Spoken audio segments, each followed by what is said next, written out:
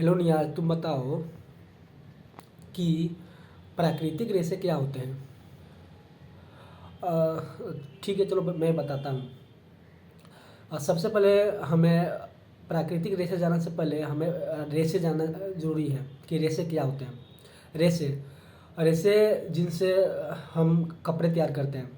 कोई भी कपड़ा रेशों से ही तैयार होता है, चाहे वो सूती वस्त्र हो, चाहे वो ऊनी वस्त्र हो, चाहे वो पॉलिस्टर वस्त्र हो, चाहे कुछ भी हो। उस वस्त्र को तैयार करने के लिए हमें रेशे की ज़रूरत होती है। रेशों को दो वर्ग में डिवाइड किया जाता है। पहला पहला वर्ग होता है प्राकृतिक रेशा, दूसरा वर्ग होता है मानव निर्मित रेशा। प्राकृतिक रेशे में हम उसको कपास को रखते हैं, सिल्क को रखते हैं, ऊन को रखते हैं। ये सभी चीज़ें प्राकृतिक रेशे होती है। और कपास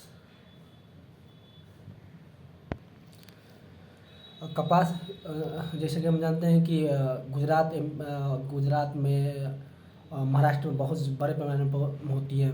वो हमें पौधे से प्राप्त होती है। जूट भी एक रेशा है जो बंगाल, बिहार में प्रचुर मात्रा में होता है।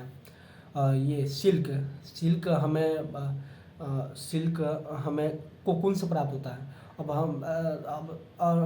कोकून से प्राप्त होता है। अब तुम पूछोगे कोकून क्या होता है।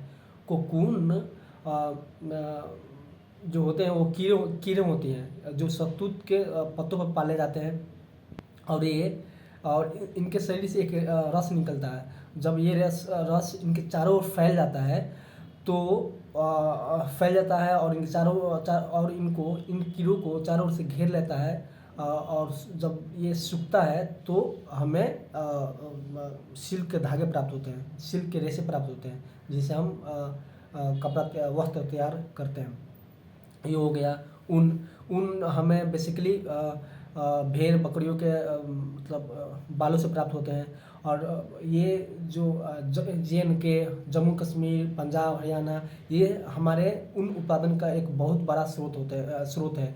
यहाँ से हमें बड़े पैमाने पर ऊन प्राप्त होते हैं, क्योंकि इन इलाकों में ऐसे भेड़ बकरियाँ हैं जिनसे हमें ऊन प्राप्त होती हैं। तो ये है। तो प्राकृतिक रेशा का मतलब आप जूट ले लो, कपास ले लो, सिल्क ले लो, और ये आप ऊन भी ले लो। और मानव निर्मित रेशे की बात की जाए तो मानव निर्मित आप पॉलिस्टर, रेयान, नायलॉन ले लो, एक्रेलियम ले लो। ये सब हैं, ये हमें मानव निर्मित रेशे। ठीक है, ओके।